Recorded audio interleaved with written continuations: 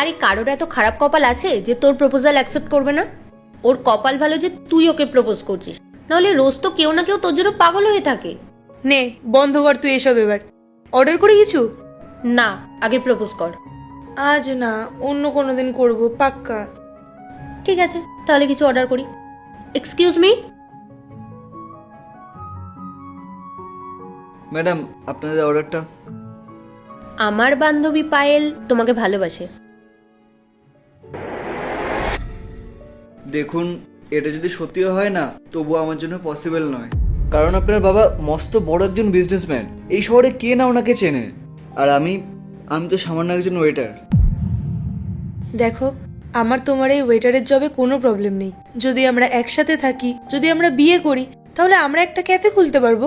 I am sorry madam, আমার যোগ্যতা আমি জানি, আমি আপনার যোগ্য নই।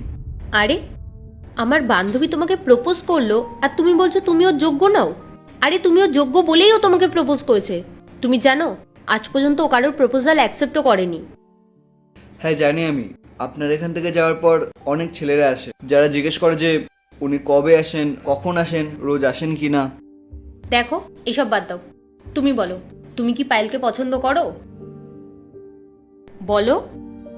হ্যাঁ করি। আমি জানি না কেন আপনারা দুজন যখনই এখানে আসেন আমার সত্যি খুব ভালো লাগে, আর বিশেষ করে আপনার বিহেভিয়ার এত ভালো যে যে কেউ আপনার প্রেমে পড়ে যাবে। কিন্তু আপনার বাবা এত বড় একজন বিজনেসম্যান, আমাকে কি আদৌ মেনে নেবেন? ওসব ছাড়ো, ওটা আমার কাজ।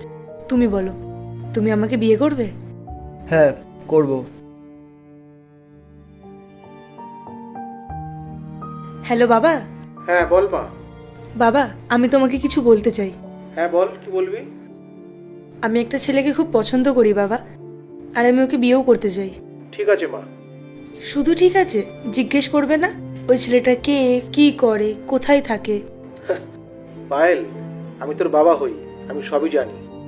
আজ পর্যন্ত তুই আমার সাথে কোনো ছেলেকে নিয়ে কোনো কথাই বলিসনি, কিন্তু কিছুদিন ধরে তুই একটা ওয়েটারের খুব প্রশংসা করছিস আমার কাছে। তাহলে মা, তুই যাকে ভালোবাসিস সেই কি ওই ছেলেটা?